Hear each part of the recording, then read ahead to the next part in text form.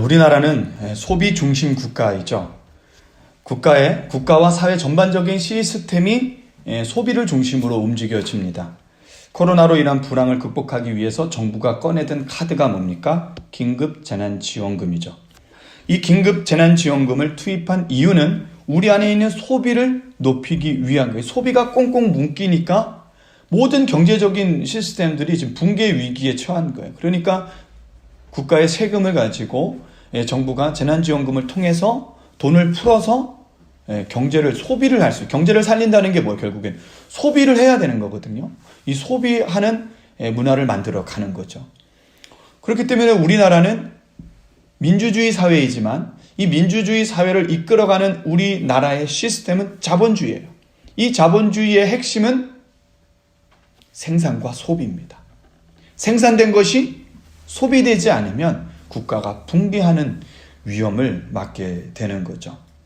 11월입니다. 11월 달에 가장 큰 이슈가 뭔지 아십니까? 제가 빅데이터를 좀 확인해 봤는데 여전히 코로나가 넘버 탑입니다. 끊이지 않네요. 그 중에 하나가 또 이제 슬슬 올라오기 시작하는 게 소비예요. 프리미엄. 소비와 함께 프리미엄. 그 다음에 이렇게 여러 가지 이제 단어들이 검색이 되고 있는데 점점 12월 달 되면 이제 소비라는 단어가 빅데이터에 아마 많이 올라올 겁니다. 왜 그렇습니까? 그것은 우리가 기다리고 기다렸던, 서민들이 기다리고 기다렸던 블랙 프라이데이가 오는 시즌이기 때문에 그래요. 아주 저렴한 가격에 우리가 원하는 상품을 살 수 있는 시즌. 우리 서민들에게는 참 좋은 기간이죠. 그런데 문제는 우리에게 필요한 상품이 아닌 우리가 원하는 상품을 살 수 있다는 것. 이것이 문제입니다. 이것을 다른 말로 하면 과소비의 시즌이 돌아온 거예요. 정말 우리에게 필요한 상품을 구매하는 것이 아니라 우리 인간 안에 있는 욕망이 자극되어 그 욕망을 깨워서 소비하고 지출하게 된다는 거죠. 그래서 결국에는 이 블랙 프라이데이 때 과소비합니다. 오히려 우리의 가계 지출이 엄청나게 늘어나고 카드 사용량이 증가합니다. 이게 다 뭡니까? 부채예요. 빚입니다. 빚. 저는 이 블랙 프라이데이 시즌에 맞춰서 성도들의 재정관, 소비에 대한 성경적 가르침을 나누고 싶습니다. 여러분, 소비는 영적인 거예요. 소비는 우리 믿음의 성도들은 이 소비와 우리의 구원은 아주 직접적인 연관성이 있습니다. 먼저 소비라는 단어를 사전적 정의를 좀 찾아보면 한문으로 보니까 사라질 소, 쓸 비, 그래서 소비더라고요. 그래서 이것을 문자적으로 어떻게 해석했냐면 돈이나 물자, 시간, 노력 따위를 들이거나 써서 없앰. 여러분 이해가 되십니까? 소비는 돈만 소비가 아니에요. 여러분 우리가 구매하러 가면 우리의 시간이 투자해야 되고 우리의 에너지가 투자되는 것과 마찬가지예요. 돈이나 물자, 시간, 또 노력이에요. 어떤 사람은 이거 진짜 싸게 샀다? 그 사람의 노력이 들어가요? 들어가죠. 그러니까 이 소비라는 것은 돈이나 물자, 시간, 노력들 따위를 들이거나 사서 없애는 것. 그런데 문제는 여러분 사서 없애는 거예요. 사라져버리는 거예요. 돈은 사라졌지만 그것을 구매한 가치는 내게 갖고 오는 겁니다. 이건 진정한 소비가 아니에요.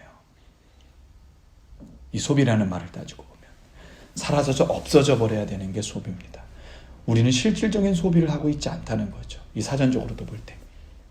그래서 성경은 이 소비에 대한 개념을 영적인 것으로 보고 있는 거예요. 우리가 우리의 시간과 우리의 돈과 우리의 노력과 우리의 물자들을 어떻게 사용하느냐를 보면 그 사람이 얼마나 영성이 있는 사람인지 알 수 있다라는 거죠. 아멘. 여러분 우리 눈에 보이는 돈은 영적인 겁니다. 매우 영적인 거예요. 하나님은 성경에서 돈과 소유에 대해서 2359절 이상을 쓰셨어요. 이것은 성경 전체의 8%에 해당됩니다. 어마어마하게 많이 돈에 대해서 말씀하셨어요. 물질에 대해서 말씀하셨어요. 우리가 믿는 예수님의 비유하는 말씀 38개의 말씀 가운데 16개가 이 땅에 있는 보물, 돈에 대한 말씀이에요. 38개의 비유 중에 16개가 돈과 물질에 관련된 비유라는 사실은 그만큼 예수님도 이것을 중요하게 다뤘다라는 겁니다. 우리가 가장 많이 쓰는 믿음, 기도, 은혜 이런 단어보다 2배 더 많이 쓰인 것이 물질, 보물, 돈, 만몬 이런 소비에 관한 구절들이라는 겁니다. 그러니까 예수님 입장에서도 하나님 입장에서도 성경적으로도 이 돈은 매우 영적인 거예요. 우리가 소비하는 이 문화들은 우리의 영적인 상태를 점검할 수 있는 가장 좋은 지표가 될 수 있다는 것입니다. 그래서 여러분 그거 아십니까? 우리의 재정관이 우리의 구원과 매우 밀접한 관계가 있다는 것. 우리의 수입, 우리의 지출 리스트가 우리의 구원의 약속을 보여주고 있다는 사실입니다. 누가복음 19장 8절이에요. 누가복음 19장 8절 함께 읽겠습니다. 시작. 삭개오가 서서 주께 여짜오되 주여 보시옵소서 내 소유의 절반을 가난한 자들에게 주겠사오며 만일 누구의 것을 속여 빼앗은 일이 있으면 내 갑절이나 갚겠나이다. 아멘. 여러분 세리장이었던 삭개오 그가 예수님을 만나자 오늘 이 고백을 한 거예요. 여러분 세리장이 누굽니까? 세리들 중에 장이에요. 세리들은 어떤 사람들이죠? 로마의 그러니까 매국노예요. 매국노. 로마에 붙어서 같은 민족에게 세금을 걷어서 로마가 원하는 세금 양을 주고 나머지 양을 자기의 것으로 사용합니다. 그러다 보니까 세리들은 국민들의 지탄을 받고 욕을 먹고 비난을 받는 사람들이에요. 그 사람들의 삶의 목적은 돈이에요. 그 사람들이 이 땅에 살아가는 이유는 돈이에요. 꼭 지금 우리 세상 같지 않습니까? 지금 우리가 살아가는 세상은 다 세리들이 많은 세상이에요. 여러분 우리들의 삶을 움직여가는 것이 뭐예요? 믿음입니다. 기도입니다. 말씀입니다. 에이, 여러분의 지출 목록을 한번 보십시오. 돈이에요.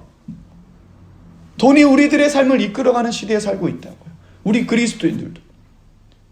그리스도인들조차 복받는 게 뭐예요? 돈이에요. 돈 많이 벌면 복받는 삶인 겁니다. 세리와 같은 삶을 우리가 살고 있었다고요. 돈이 자신의 삶의 가치이고 돈이 자신의 삶의 목표였던 세리 중에도 장이에요. 그런 사람이 오늘 예수님을 만나자 어떤 고백을 합니까? 삭개오가 서서 주께 여짜오되 주여 보시옵소서 내 소유의 절반을 가난한 자들에게 주겠사오며 만일 누구의 것을 속여 빼앗은 일이 있으면 내 갑절이나 갚겠나이다. 이게 말이 됩니까? 완전 트랜스포메이션 된 거예요. 가치관이 완전히 바뀐 거예요. 돈을 쫓고만 살았던 사람, 돈의 지출을 통해서 돈을 모으고 돈을 사용하고 돈 중심적으로 살아갔던 세리장 삭개오의 삶이 어떻게 바뀌었어요? 예수님을 만나자 수입과 지출의 개념이 바뀌었어요. 이 모습을 보면서 예수님이 뭐라고 말씀하십니까? 야, 삭개오야, 참 잘했다. 내가 원하던 게 이거야. 이렇게 말씀 안 하세요. 예수님께서 뭐라고 말씀하신지 아십니까? 이 집에 구원이 이르렀도다. 지금 삭개오가 예수님이 들어오자, 자신의 집에 들어오자, 예수님을 만나자 정직하게 벌겠습니다. 그리고 남을 속여서 빼앗은 것들은 4배를 갚겠습니다. 이 말에 예수님께서 오늘 네가 참 잘했다라고 말씀하지 않고 뭐라고 말씀하셨다고요? 이 집에 구원이 이르렀다. 여러분, 우리가 수입하는 방법이나 지출하는 방법이 우리의 구원과 아주 깊게 연결되어 있다는 사실을 오늘 말씀 속에서 예수님의 말씀을 통해서 우리가 볼 수 있는 거예요. 여기에 보면 물질에 대한 두 가지 영적 원리가 나옵니다. 자신의 소유를 나누는 것과 정직하지 못한 수입에 대한 배상이에요. 내가 돈을 어떻게 버느냐가 내 구원에 관련이 있다는 거예요. 우리의 구원과 관련이 있다는 거예요. 내가 이 버는 돈을 가지고 내가 벌었으니까 내 마음대로? 아니요. 이 돈을 어떻게 쓰느냐가 지금 내가 구원받았는지 안 받았는지를 알 수 있다는 겁니다. 다시 말하면 우리의 수입과 지출이 곧 구원의 지표가 될 수 있다는 사실을 오늘 성경은 보여주고 있는 것입니다. 구원을 약속받은 성도들은 어떻게 돈을 버는가? 그리고 그 돈을 어떻게 쓰는가? 그 사람의 구원과 같이 볼 수 있다는 것. 그래서 돈은 영적인 것입니다. 아멘. 두 번째, 부자 청년에 대한 이야기가 나옵니다. 삭개오와 좀 다른 이야기인데 부자 청년 관련된 건 이제 이 돈이 영생과 관련이 있다는 사실을 우리에게 또 보여주고 있습니다. 삭개오와 대조되는 인물이죠. 당시 많은 사람들의 칭찬을 받은 부자 청년이 있었습니다. 이 청년은 율법을 매우 잘 지켰어요. 얼마나 잘 지켰는지 몰라요. 그가 예수님께 나와서 이렇게 묻습니다. 선생님, 어떻게 영생을 얻습니까? 다시 말하면 어떻게 구원받습니까? 그 얘기죠. 예수님 대답. 예수께서 이르시되 내가 온전하고자 할진대 가서 내 소유를 팔아 가난한 자들에게 주라. 그리하면 하늘에서 보화가 내게 있으리라. 그리고 와서 나를 따르라 하시니 그 청년이 재물이 많으므로 이 말씀을 듣고 근심하여 가니라. 마태복음 19장 21절에서 22절 말씀이에요. 여러분, 부자 청년이 섬기는 신은 율법이 아니에요. 부자 청년이 섬겼던 것은 하나님이 아니에요. 그것은 겉보기죠. 형식적으로만 그랬어요. 그가 섬긴 것은 만몬입니다. 돈이에요. 하나님을 섬김으로 말미암아 부어지는 그 부. 지금 현대로 말하면 번영신학. 그 잘못된 번영신학에 빠져 있었던 거예요. 우리가 이해할 필요가 있는데 구약시대에는 가난이 저주였어요. 못 사는 게 저주예요. 누구의 저주? 하나님의 저주. 잘 살아야지 하나님께 복 받는 거예요. 그러니까 이 부자 청년은 하나님을 잘 섬기면서 하나님을 위한 것이 아니라 그로 인한 자기의 부를 섬겼던 거예요. 그러니까 이 사람은 겉보기에는 아주 나이스한 청년이고 율법을 잘 지켰던 그런 사람이지만 그 속은 뭐예요? 우상숭배자였다라는 겁니다. 여러분, 우상숭배라는 게 단순하게 뭐 절에 가서 절하고 점집 가서 점 보고 이런 차원을 넘어섭니다. 이거 당연히 우상숭배죠. 그건 대놓고 우상숭배지만 예수님은 우리의 마음을 꿰뚫으세요. 우리의 마음의 동기를 보신다는 겁니다. 우리가 왜 예배하고 우리가 왜 교회에서 봉사하는지 그 마음의 동기, 그 마음의 중심을 보시는 거예요. 우상숭배는 우리 마음 속에서 하나님보다 앞서 있는 모든 것이 우상숭배예요. 만약에 여러분 예배 후에 제가 좋아하는 축구를 하러 간다고 쳐요. 어떤 단체하고 축구를 한다고 쳐요. 제가 청년 때 그랬습니다. 예배를 빨리 드리고 싶은 거예요. 그날따라 목사님 말씀 왜 이렇게 긴지 모르겠는 거예요. 빨리 예배를 끝나고 뭐 하러 가야 돼? 축구하러 가야 돼. 그럼 저는 지금 누구를 섬기고 있는 거예요? 그 예배가 되고 있는 겁니까? 아니요. 축구라는 우상을 섬기고 있는 거예요. 우상 숭배자입니다. 하나님은 그런 예배를 받지 않으시는 거죠. 그래서 여러분, 주일날에는 웬만하면 스케줄 잡지 말아야 돼요. 온전히 예배에만 집중할 수 있도록 잘못된 스케줄을 아예 스케줄을 비워놓으십시오, 여러분. 다시 말씀으로 돌아와서 그래서 돈은 영적인 겁니다. 돈은 영생과 깊은 관련이 있다라는 겁니다. 아멘. 오늘 부자 청년에게 권면한 것처럼 우리도 돈과 재물의 굴레를 깨트리라고 예수님께서 우리에게 말씀하고 계신 거예요. 예수님께서는 당신의 품 안에서 자유롭게 살도록 우리를 초청하고 있는 것입니다. 이 초청에 우리가 반응하기를 원합니다. 아멘. 돈은 영적인 것입니다. 계속 강조드려요. 돈은 영생과 관련이 있습니다. 우리의 수입과 지출이 우리의 구원, 우리의 영생을 다시 생각해야 합니다. 아멘. 세 번째, 침례 요한의 외침입니다. 이것은 회심, 회개와 관련됩니다. 이 돈이 회심과 회개와 관련되어 있다는 거예요. 그래서 영적인 거예요. 침례 요한을 한번 볼게요. 그가 이스라엘 백성에게 회개를 외쳤습니다. 또한 회개에 합당한 열매가 무엇인지 가르쳤어요. 회개하라! 천국이 가까이 왔다! 막 외치니까 사람들이 찾아오죠. 그리고 질문합니다. 우리가 어떻게 해야 됩니까? 그러자 누가복음 3장 11절에서 14절에 여러 가지 이야기를 말씀합니다. 첫 번째, 대답하여 이르되 옷 2벌 있는 자는 옷 없는 자에게 나눠줄 것이요 먹을 것이 있는 자도 그렇게 할 것이라 하고, 첫 번째는 뭐라고요? 옷을 나눠주고 먹을 것을 나눠줘라. 우리의 지출이 우리의 풍요를 위해서 지출되는 것이 아니라는 거예요. 우리의 지출이 구원받은 사람들, 회개한 사람들, 회심한 사람들, 영생의 삶을 이 땅에서 살아가는 우리들의 지출은 우리의 욕망을 따라 소비하지 않는다는 거예요. 우리의 욕심을 따라 소비하지 않는다는 거예요.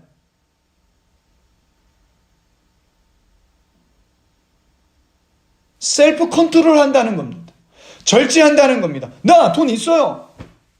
돈 있기 때문에 이것도 사고 저것도 사고 왜 내 돈인데 내가 마음껏 살 수 누릴 수 있다라는 겁니다. 그런데 그것이 잘못됐다라는 거예요.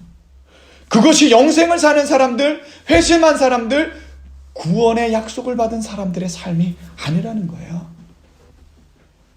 구원의 약속을 받은 우리들의 삶은 어떠한 사람인가? 회개한 사람들은 어떠한 지출을 하는가? 한 벌 옷으로 족하라는 거예요. 이것을 없는 자에게 나누라는 거예요.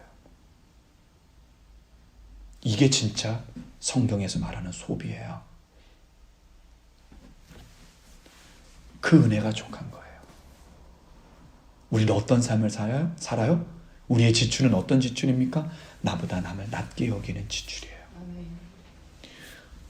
우리에게 주신, 공급하신 그 하나님의 돈, 그 자원을 청지기자, 내 것이 아니기 때문에 헐벗고 굶주린 자들에게 나눠주시는 거예요. 이 땅에 우리 곁에 과부나 고아나 외국인이나 가난한 자들을 우리 곁에 두신 이유는 하나님께서 우리에게 공급하신 것을 통해서 그들을 도우라는 것입니다. 아멘. 먹을 것도 마찬가지예요. 좀 적게 드세요. 저는 특별히 국물을 많이 먹어서 어려서부터 아주 이거 끊기가 쉽지 않더라고요. 국물을 남기질 않아요. 그래서 저희 집이 요즘 숟가락을 좀 치웠잖아요. 젓가락 위주로 먹다 보니까 좋긴 하더라고요. 적당히 드세요. 식사량 줄여도 됩니다. 여러분 영양실조 안 걸려요. 줄이세요. 그리고 그 줄인 것으로 이웃을 도와야 됩니다. 아멘. 이것이 구원받은 성도의 삶의 지출이라는 겁니다. 아멘. 계속 이어서 갑니다. 이르되 부가된 것 외에는 거두지 말라 하고, 부가된 것 외에는 거두지 말라. 수입이에요. 남을 속이지 말라는 겁니다. 남을 속여서 그가 가져가야 할 돈의 양을 네가 빼앗지 말라는 겁니다. 갑은이 뭐예요? 갑은 더 많이 가져가는 거예요. 더 많은, 내가 가져가야 할 분량이 있는데 남들 걸 더 갖다 보니까 을은 어떻게 돼요? 더 적게 받는 겁니다. 이것이 죄악으로 가득한 이 세상의 모습입니다. 그런데 우리 그리스도인들은 어떻게 살아야 된다고요? 우리의 수입이 정직해야 된다는 겁니다. 우리가 돈을 벌어야 됩니다. 경제활동을 해야 돼요. 수입을 얻어야 됩니다. 그런데 그 수입을 얻는 과정이 정직하지 못하고 남을 속이거나 불이한 방법으로 돈을 수입을 한다면 하나님 그 헌금 안 받으세요. 그렇다면 이것을 좀 더 확대해 보면 우리의 직장 선택도 매우 중요해요. 그냥 무조건 돈만 잘 벌면 되는 직장을 선택하는 것이 아닙니다. 주일 성수도 할 수 없는데 돈 많이 준다고 대기업 무조건 들어가요? 우리의 구원을 의심해 봐야죠. 내가 정말 구원받은 하나님의 자녀인가? 여러분 생각해 봐야 합니다. 직업 선택까지 이야기하고 있다는 거예요. 오늘 우리에게. 번째, 이어서 또 이르시되 사람에게서 강탈하지 말며 거짓으로 고발하지 말고 받는 급료를 족한 줄을 알아. 계속 이어서 말하는 거예요. 강탈하지 말아라. 받은 급료로 족해라. 네가 일한 거에 대한 그 대가에 대해서 족해라. 이야기가 뭐예요? 이걸 가지고 뭐예요? 투자한답시고 복권 사고 로또 사고 그걸로 족해야 되는데 이걸로 뻥튀기 하고 싶은 거예요. 더 늘리고 싶은 거예요. 인간의 욕망이. 그러니까 잘못된 투자를 하는 거예요. 모든 투자가 잘못된 건 압니다. 아니에요. 그런데 이 투자가 투기가 될 수 있다는 거예요. 지금 우리나라의 부동산 버블이 왜 이렇게 심각해졌습니까? 투자가 아닌 투기였기 때문에 그렇다는 거예요.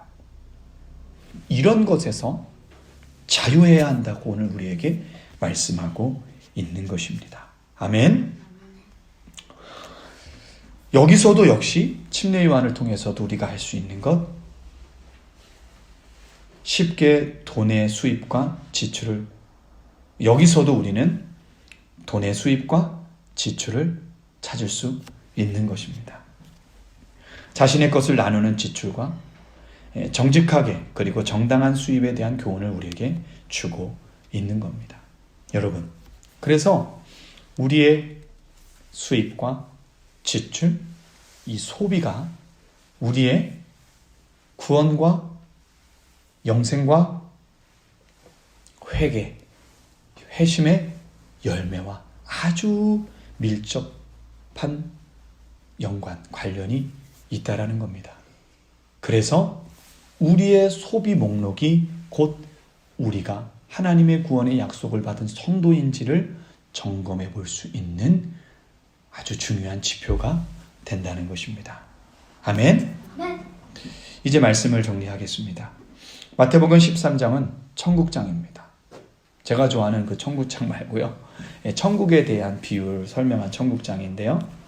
천국에 대한 비유의 말씀이 여기 아주 집중적으로 나와 있어요. 예수님은 천국은 마치 밭에 감추인 보화와 같다고 말씀하십니다. 그것을 발견한 사람은 어떻게 해요?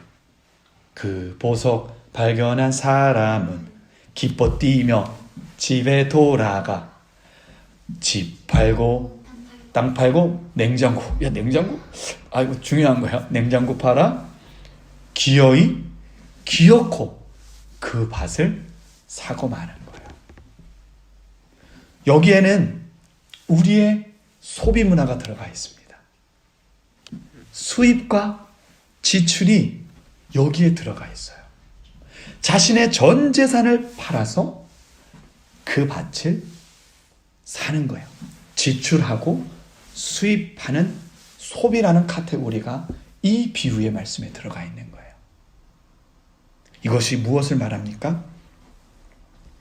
여러분, 돈과 소유의 진정한 목적은 천국을 사기 위한 수단에 불과하다는 겁니다. 여러분, 우리의 소비는 우리의 욕망을 채우는 것이 아니에요. 우리의 욕심을 채우는 것이 아니에요. 소비 중심 문화에 가보면 수많은 광고나 여러 가지 시스템 자체가 소비를 부추깁니다.